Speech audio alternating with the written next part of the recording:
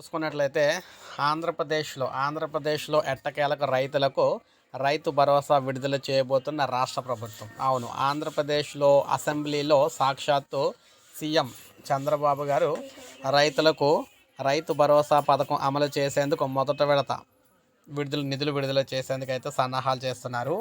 April నెలలో మొదటి విడత రైతులకు 7,000 రూపాయలు అయితే విడుదల కాబోతూ ఉన్నాయన్నమాట.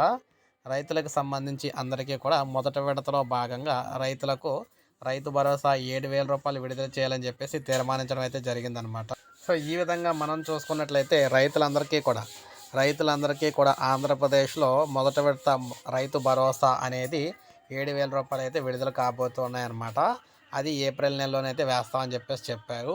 మొత్తంగా 3 విడతల్లో ఈ పథకానికి సంబంధించి నిధులు అయితే విడుదల కాబోతున్నాయి.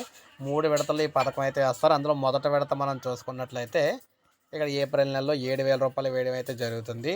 సో ఇది మనకి లేటెస్ట్ తాజా సమాచారం అనమాట. రైతు భరోసా పథకానికి సంబంధించి ఒక లైక్ చేయండి, సబ్స్క్రైబ్ చేసుకోండి, మన ఛానల్ సబ్స్క్రైబ్ చేసుకొని